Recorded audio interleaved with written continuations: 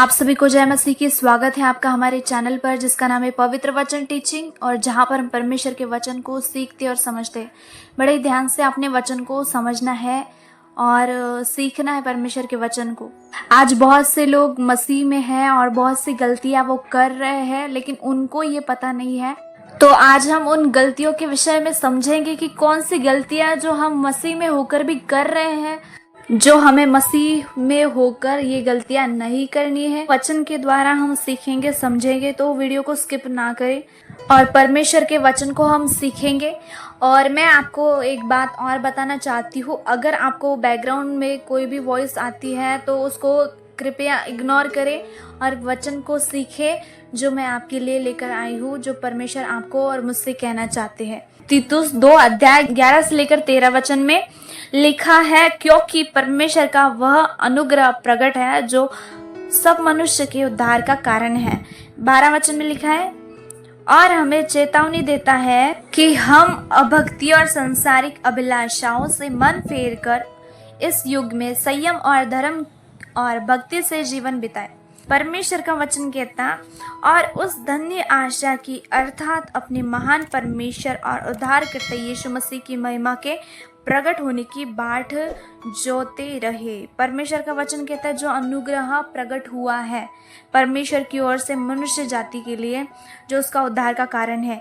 और हमें अनुग्रह क्या करता है? चेतावनी देता है कि हम अभक्ति और सांसारिक अभिलाषाओं से मन फेर कर इस युग में क्या करें? संयम का जीवन जिए और अभक्ति में जीवन ना बिताए, वरन भक्ति में जीवन बिताए।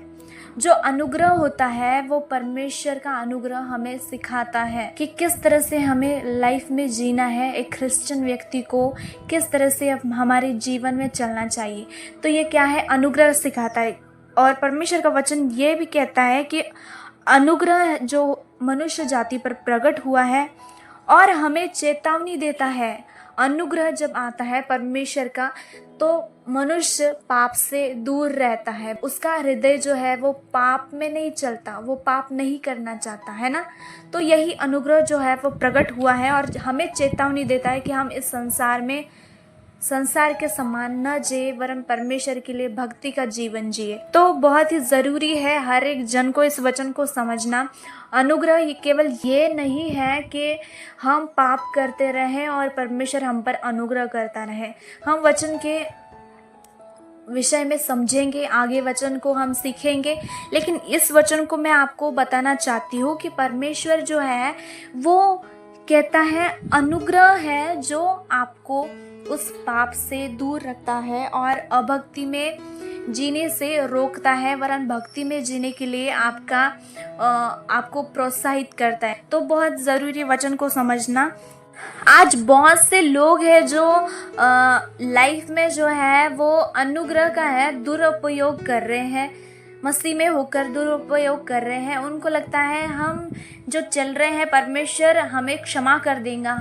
परमेश्वर तो दयालु है, वो तो क्षमा करने वाला परमेश्वर है, वो तो दयालु परमेश्वर है। हाँ, वो दयालु परमेश्वर है।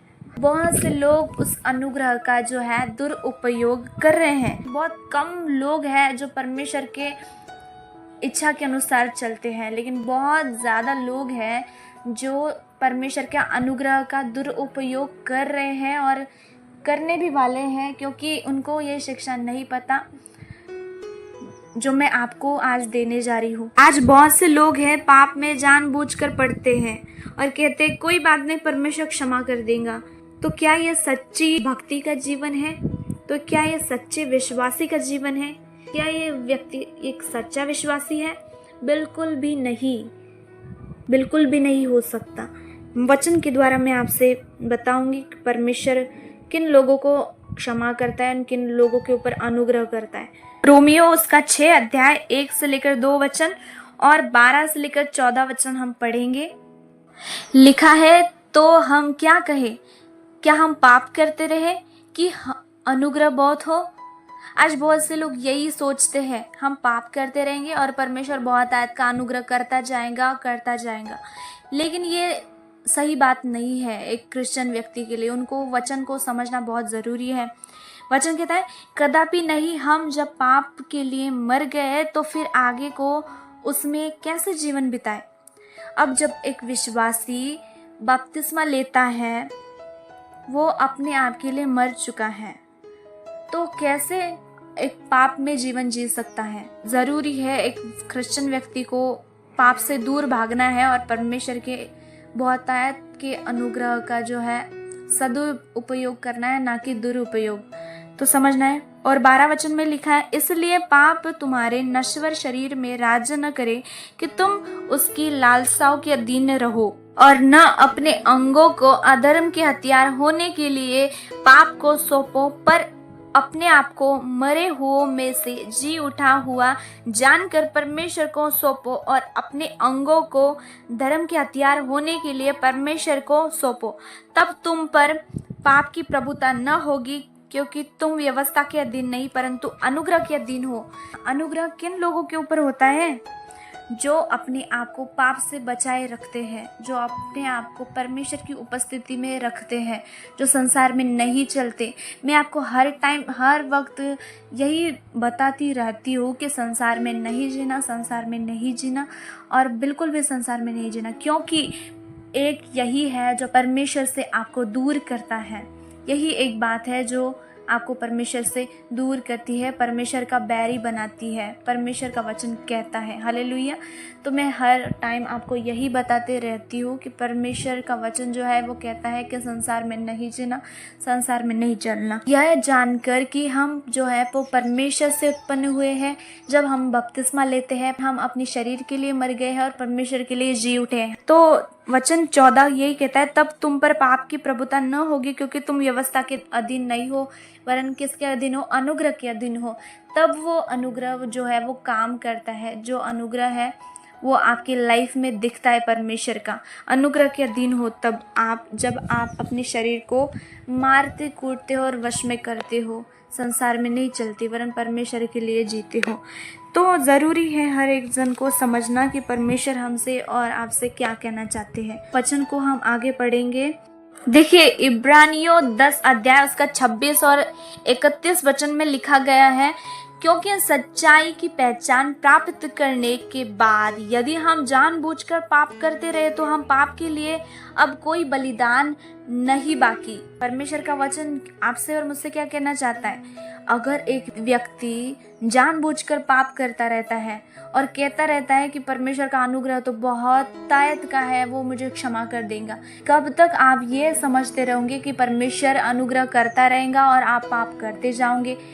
परमेश्वर आप पर बहुत आयत का अनुग्रह करता रहेगा और आप हमेशा पाप में होकर चलते जाओगे। परमेश्वर का वचन हमसे और आपसे कहता है इब्रानियों 10 के 26 में, क्योंकि सच्चाई की पहचान प्राप्त करने के बाद यदि हम जानबूझकर पाप करते हैं तो पापों के लिए कोई बलिदान नहीं रहा। अब सबसे पहले बात हमको समझनी है कि परमेश्वर ने हमारे लिए पहले ही बलिदान कर दिया है। अब हमें पाप में नहीं चलना। जब हमने अपने आप को परमेश्वर के लिए दे दिया है, जब हमने अपने आप को परमेश्वर के लिए सौंप दिया है, तो हम अगर फिर भी हम पाप करते रहेंगे, बपतिस्मा लेने के बाद भी हम पाप करते रहेंगे, वो भी जानबूझकर, तो अब इसके लिए कोई बलिदान बाकी नहीं रहा। और परमेश्वर का वचन 31 वचन में कहता है, जीवित परमेश्वर के हाथों में पड़ना भयानक बात है। अगर हम जानबूझकर पाप करते रहते हैं तो हम उसके भयानक न्याय के लिए भी तैयार हो रहे हैं। ये बात समझनी है आपको। तो ज़रूरी है, परमेश्वर का अनुग्रह है ना, बहुत तायत का है। तो अगर फिर भी आप पाप में चल रहे हो और फिर भी आप पाप के ओर भाग रहे हो, तो ये समझना है आपको कि आपको एक अनुग्रह की ज़रूरत है।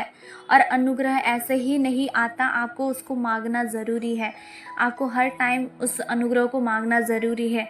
ओनली ये नहीं कह देना कि परमेश्वर बहुतायत का दया करने वाला है और वो माफ़ कर देंगे, ये सही नहीं है। आपको उसके लिए स्टेप उठाना पड़ेगा।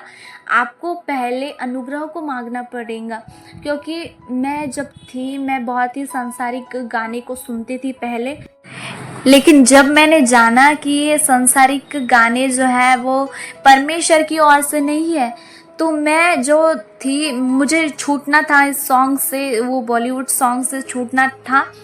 तो जिस तरह से एक नशेड़ी व्यक्ति होता है ना, जिसको नशा चाहिए होता है हर वक्त, उस तरह से मुझे भी वो नशा था, कह सकते हो। तो मैं छूटना चाहती थी क्योंकि मुझे पता था कि मुझे परमेश्वर में चलना है, मुझे परमेश्वर की उपस्थिति में होकर चलना है।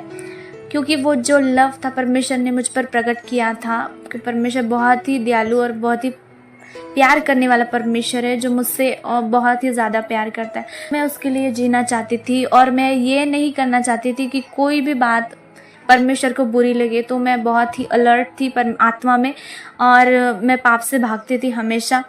लेकिन पहले से मैं बहुत स्ट्रिक्ट थी, मैं कभी भी ऐसे बाहर के चक्करों में नहीं पड़ी थी। लेकिन मेरा बहुत वीक पॉइंट था कि मैं बॉलीवुड सॉन्ग्स को बहुत ज़्यादा सुनती थी। यही एक पाप में ज़्यादा से ज़्यादा मैं जीती थी। तब मैं छूट नहीं पाती थी, परमेश्वर से कहती थी परमेश्वर मुझे छुटकारा दे। जब मैंने ये सुना कि परमेश्वर के दास से, मेरे स्पिरिचुअल फादर से, कि जो है सांसारिक सॉन्ग्स जो है वो परमेश्वर की ओर से नहीं है, वो शैतान की ओर से है। जब मैंने ये सुना तो मैंने परमेश्वर से मांगते रहना। मैं एक बारी में छुटकारा नहीं पाया इस सॉन्ग से। मैंने हर बारी परमेश्वर से कहा, अनुग्रह मांगा, परमेश्वर मुझे छुटकारा दे, मुझे छुटकारा दे, मुझे छुटकारा दे। तो हर वक्त हर टाइम मैंने खुदावंद के अनुग्रह को मांगा है। और मुझे पता है आप भी अनुग्रह को मांगोगे, छुटकारा आपके जीवन में आएगा। अगर आप जानबूझकर पाप नहीं कर रहे हो ना, तो आपको अनुग्रह को मांगना है। आपको अनुग्रह की ज़रूरत है। आपको हर टाइम परमेश्वर से अनुग्रह मांगना है कि परमेश्वर मुझे छुटकारा दे, मैं नहीं चलना चाहता इस तरह से जो तुझको बुरा लगे। तो आपको अनुग्रह की मांगने की ज़रूरत है। और अगर आप जानबूझकर पाप कर रहे हो तो ये भी आपको जानने की ज़रूरत है कि आप न्याय के लिए भी तैयार हो रहे हो। क्योंकि वचन कहता है परमेश्वर के हाथ में पड़ना बहुत ही भयानक बात है। वो भी जीवित है, परमेश्वर के हाथों में पड़ना बहुत ही भयानक बात है। परमेश्वर का वचन इब्रानियों उसका 10:31 में लिखा हुआ है।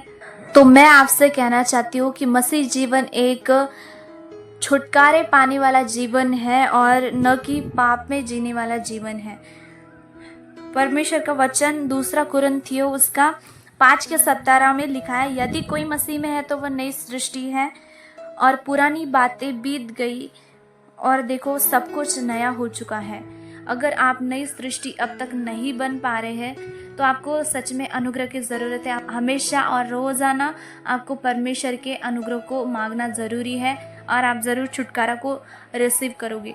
प्रभु हमें अनुग्रह देता है जब हम अनुग्रह को मांगते रहते हैं। यूहन्ना 14:15 में लिखा है, यदि तुम मुझसे प्रेम रखते हो तो मेरी आज्ञाओं को मानोगे। अगर आप इस लेवल पर नहीं आ रहे हो कि आप उसकी आज्ञाओं को मान पाओ, तो आपने अनुग्रह को मांगना है परमेश्वर के। और एक टाइम ज़रूर आएगा आप आज्ञाओं के ऊपर चल पाओगे। परमेश्वर से कहना, परमेश्वर मुझ पर अनुग्रह कर कि मैं तेरे वचनों के ऊपर, मैं तेरे राहों के ऊपर चल पाऊँ परमेश्वर, क्योंकि ये मेरे बल से नहीं हो पा रहा परमेश्वर। मुझे तेरे अनुग्रह की ज़रूरत है परमेश्वर। आपको ये कहना पड़ेगा परमेश्वर से, आपको अपने आप को नम्र करना पड़ेगा परमेश्वर के सामने, तब तक वो अनुग्रह नहीं आ सकता। मैं आपको कह रही हूँ, तो आपको अनुग्रह की ज़रूरत है। अगर आप इस लेवल पर नहीं पहुँच पा रहे हो तो आपको सच में अनुग्रह की ज़रूरत है। अनुग्रह हमें आज्ञाकारिता में सहायता करता है। परमेश्वर से कहना है, परमेश्वर मुझे छूटना इस बात से, मुझे तेरे साथ चलना है परमेश्वर। मुझे तेरे अनुग्रह का दुरुपयोग नहीं करना है, जो आपने मेरे पापों के लिए आप मारे गए, गाड़े गए परमेश्वर, मुझे उसका दुरुपयोग नहीं करना, उस बलिदान का। परमेश्वर मुझ पर दया करे, परमेश्वर मुझ पर फजल करे। खुदावंद आपके मार्ग पर चलने के लिए मेरी सहायता करे। कृपया अपना अनुग्रह करिए मुझ पर। आपने हर वक्त आपने अनुग्रह को मांगना है, तो परमेश्वर का अनुग्रह का दुरुपयोग ना करें। क्योंकि जो जानबूझकर पाप करता है ना, जो मसीह में होकर भी गलतियों से छूटना नहीं चाहता, वरन यही कहता रहता है कि परमेश्वर तो बहुत दयालु है, वो मुझे क्षमा कर देगा। तो आप सच्चे हृदय से परमेश्वर से प्रेम नहीं करते। आप सच में एक न्याय के लिए तैयार हो रहे हो। फिर मैं आपको फिर से ये कहना चाहती हूँ कि परमेश्वर के वचन का पालन करें और अनुग्रह को तुच्छ ना समझे, क्योंकि परमेश्वर जो है दयालु तो है, लेकिन वो न्याय भी करता है, वो न्याय भी करता है, और ऐसा न्याय करता है ना, आप जानते हो फिर परमेश्वर का न्याय। तो इसलिए अभी टाइम है, अपने आप को सुधारे, परमेश्वर के उपस्थिति में चले और अनुग्रह को तुच्छ ना समझे और उसका दुरुपयोग ना करे। और परमेश्वर आपके ऊपर अनुग्रह करेगा जब आप उसको मांगेंगे, और आप पाप से छुटकारा प्राप्त करेंगे और मसीह में होकर आप एक जयवंत लाइफ को जी पाओगे। तो मैं आपसे कहना चाहती हूँ, अगर आप इस चैनल पर न्यू हो तो चैनल को ज़रूर सब्सक्राइब करें, लाइक करें, वीडियो को शेयर करें ज़्यादा से ज़्यादा, ताकि लोग इस वचन को समझे और परमेश्वर की उपस्थिति में चले और पाप से दूर रहे और परमेश्वर के अनुग्रह को बहुत आयत से समझे और अपने जीवन में रिसीव कर पाए। तो आप सभी को जय मसीह की। परमेश्वर आपके साथ है।